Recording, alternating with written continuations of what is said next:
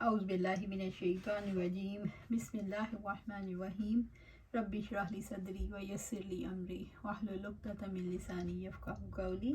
ہم دیکھ رہے تھے دعوت اللہ۔ نبی صلی اللہ علیہ وآلہ وسلم کو جب کوئی تکلیف پہنچی تھی تو آپ 2 رکعت نماز نفل ادا کرتے۔ آپ صلی اللہ علیہ وسلم کس طرح سے رات کو نیند توڑ کر تہجد کی نماز ادا کرتے جو آپ کے لیے فرض تھی۔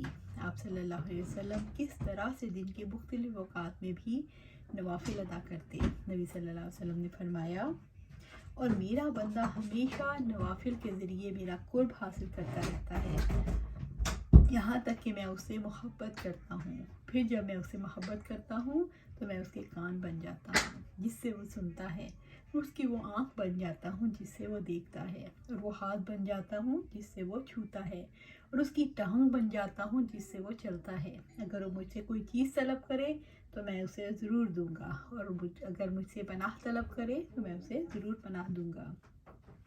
جو اللہ تعالیٰ کے متلاشی ہیں وہ اسے سجدوں میں تلاش کریں۔ کہاں مٹی سے بنا ہوا انسان جو مخلوق ہے، اور کہاں جہانوں کا بادشاہ جو انسان نوافل کے ذریعے قرب اختیار کرتا ہے تو اللہ تعالیٰ کیسے اس کے ساتھ ہم آہنگ ہو جاتے ہیں۔ یہ بات رونگٹے کھڑے کر دیتی ہے کہ بندہ نفل عبادت کرے اور اس کی آنکھ اللہ تعالیٰ کی پسند کے مطابق دیکھنے کے قابل ہو جائے۔ جانتے ہیں کیوں نماز کی اتنی اہمیت ہے؟ ان الصلاۃ تنہی عن الفحشاء والمنکر، سورۃ العنکبوت آیا 45۔ بے شک نماز بے حیائی اور برے کاموں سے روکتی ہے، اور بندہ سب سے زیادہ اپنے رب سے قریب سجدے کی حالت میں ہوتا ہے۔ اسی لیے رب العزت نے فرمایا واسجد واقترب، سورۃ علق آیا 19، اور سجدہ کرو اور بہت قریب ہو جاؤ۔ وہ ایک سجدہ جسے تو گراں سمجھتا ہے 1000 سجدوں سے دیتا ہے آدمی کو نجات۔ ایک اللہ تعالیٰ کے لیے خالص ہو کر کیا جانے والا سجدہ کتنا قیمتی ہے۔ ہم اللہ تعالیٰ سے دعا کرتے ہیں کہ نمازیں ہمیں ایسی ادا کریں جیسے آپ صلی اللہ علیہ وسلم نے ادا کی۔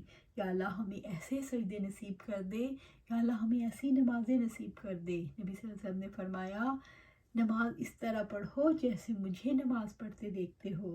اس میں کوئی شک نہیں، دیکھنے والی آنکھ کو نماز کے ظاہری مناظر نظر آتے ہیں، یعنی قیام، رکوع، سجدہ اور اسی طرح سے باقی اعمال، لیکن حقیقت یہ ہے جو شخص نماز کے لیے کھڑا ہوتا ہے اس کی دلی کیفیات بھی اس کے کھڑے ہونے سے، اس کے سجدوں سے، اس کے رکوع سے جھلکتی ہیں۔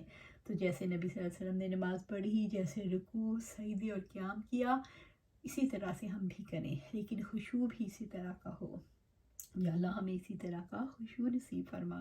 اور دوسری مثال کھیتی کی ہے۔ داعی اللہ کاشتکار کی طرح ہے۔ کاشتکار کبھی اپنے کھیت سے غافل نہیں ہوتا، اس کے لیے سب سے بڑا پیشن اس کا کھیت ہے۔ ان کی یہ مثال تورات میں اور انجیل میں اس کی مثال ایک کھیتی جیسی ہے، سورۃ فتح آیا 29۔ جس نے اپنی کوپل نکالی، پھر اس نے اس کو مضبوط کیا، پھر وہ موٹی ہو گئی، پھر اپنے تنے پر سیدھی کھڑی ہو گئی۔ کسانوں کو خوش کرتی ہے تاکہ ان کی وجہ سے کافروں کو غصہ دلائے۔ اللہ تعالیٰ نے ان لوگوں سے جو ایمان لائے، ان سے جنہوں نے نیک عمل کیے، مغفرت اور بڑے اجر کا وعدہ کیا ہے۔ اور اس کی مثال انجیل میں یوں ہے جیسے ایک کھیتی ہو جس نے کوپل نکالی، یعنی کھیت ہے اور کھیت میں ایک پودا نہیں ہوتا۔ مثلا گندم کا کھیت ہے، اگر بہت چھوٹا کھیت ہو پھر بھی اس میں بے شمار پودے ہوتے ہیں، یعنی 1 ایکڑ زمین میں بھی کتنی بڑی تعداد میں پودے ہوتے ہیں۔ اللہ پاک یہ چاہتے ہیں دعوت اللہ کے ذریعے سے ایسا گروپ وجود میں آئے جو حق کا علمبردار ہو، جو باطل پرستوں پر بوجھ بن جائیں اور اس کو دیکھ کر حسد محسوس کریں اور انہیں اچھا نہ لگے۔ مضبوط گروپ یقیناً ایسا گروپ ہوتے ہیں جو دوسروں پر اثر انداز ہوتے ہیں، اللہ تعالیٰ کی طرف بلانے والے۔ جب اللہ تعالیٰ کی محبت کا بیج کسی دل کے اندر بوتے ہیں تو اس کے بعد اسے زمانے کے سرد و گرم کے حوالے نہیں کر دیتے، بلکہ وہ اس بیج کو پھوٹنے سے لے کر اس کی کوپل نکلنے اور جڑ نکلنے سے لے کر تناور درخت بننے تک اس کی حفاظت کرتے ہیں۔ داعی اللہ کا کام دراصل صالح انسان کی تیاری کا کام ہے۔ صالح انسان کیسے تیار ہوتا ہے؟ صالح انسان کی مثال رب العزت نے اپنی کتاب میں کیسے دی ہے؟ وہ کھجور کے درخت کی طرح ہے، جیسے سورۃ ابراہیم میں ہمیں اس کا ذکر ملتا ہے۔ أَلَمْ تَرَ كَيْفَ ضَرَبَ اللَّهُ مَثَلًا كَلِمَةً طَيِّبَةً كَشَجَرَةٍ طَيِّبَةٍ अस्लुहा साबितुन व फरउहा फिस्समाई। सूरत इब्राहीम आया 24। क्या आपने नहीं देखा कि अल्लाह ताला ने पाकीज़ा कलमा की मिसाल कैसे बयान की? एक पाकीज़ा दरख्त की तरह जिसकी जड़ मजबूत है और उसकी शाखें आसमान में हैं।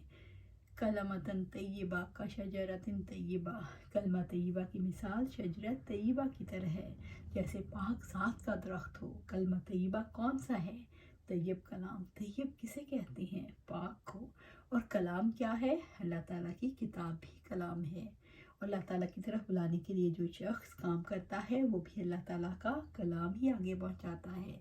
इस कलमा तय्यबा की मिसाल ऐसी है जैसे इन सारी मंजिलों स्टेजेस को तो एक तरफ रख दिया कि वो कलमा तय्यबा कैसे बीज से कॉम्पल, कॉम्पल से पौधे में और फिर तनावर दरख्त में बदला। कलमा तय्यबा बीज है और ये तनावर दरख्त। इंशाल्लाह इससे आगे हम चलेंगे। आज बात यहीं ख़त्म करते हैं और हमने ऐसा कलमा तय्यबा को इख्तियार करना है और ऐसा दरख्त बनना है जो तय्यब दरख्त हो। आमीन या रब्बिल आलमीन।